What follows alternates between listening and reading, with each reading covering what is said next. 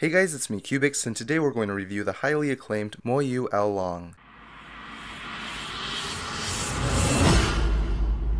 The MoYu AoLong is a 57mm puzzle and $16 on the cubicle.us, but currently on sale for $14.41. As always with MoYu puzzles, the stock stickers are among my favorite with vibrant shades and good contrast. Aesthetically speaking, the AoLong is a beautiful cube. The beveled outer edges complement the rounded inner edges of the pieces. The cube is very pleasant to hold, and I found myself able to do longer sessions without numb fingers. Taking the cube apart, we see that the AoLong is remarkably similar to the MoYu CX3. The pieces are nearly interchangeable, with the exception of an added torpedo on the AoLong. Additionally, the AoLong has more rounded edges, and these differences give a mixed bag of results. The anti-popping mechanism is flawless. The interlocking mechanism on the CX3 was already adequate for preventing most pops, but the added torpedo prevents all pops. In the 1500 solves I've done on the AoLong, this cube has held up very well. The rounded pieces also give it the upper hand over the CX3.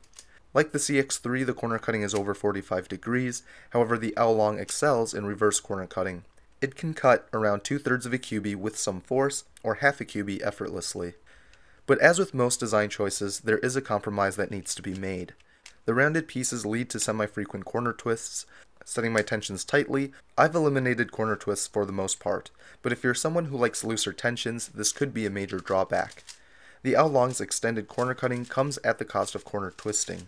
Lubed or dry, the AoLong is insanely fast. The first few hundred solves I did with the AoLong were frustrating simply because I could not control the cube. Particularly when lubed, the cube feels squishy and the layers frequently misalign. This further catalyzes the aforementioned corner twists, making the cube seem sloppy. I've opted to keep my AoLong unlubed.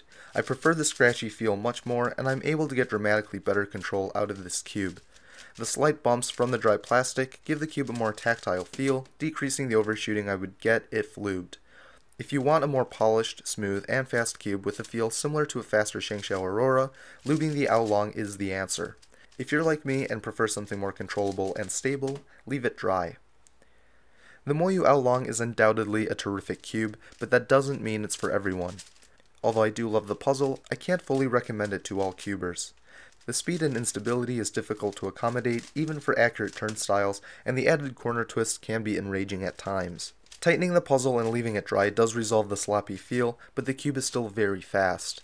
Even though I get incredible singles, including a handful of sub-8 solves, I've been unable to get consistent times with the AoLong. My averages have been generally poor due to occasional 16-second solves I normally wouldn't get on other speed cubes. As a result, I personally will not be using the MoYu AoLong as my main, simply because I prefer a cube with more structure and stability. For the final grade, I'm going to give the MoYu AoLong an A. Although I had minor difficulties with this cube, most of the problems were fixed by tensioning and unlubing. There is a very niche population of cubers who would benefit from this puzzle. The speed and good corner cutting, in conjunction with the fantastic anti-popping, makes the AoLong an attractive option. For those with less accurate turning, the AoLong can cause more problems than it solves, but for faster cubers, this might be the perfect fit. If you would like to buy the MoYu AoLong, the link is in the description. Thank you all for watching, and until next time, toodles.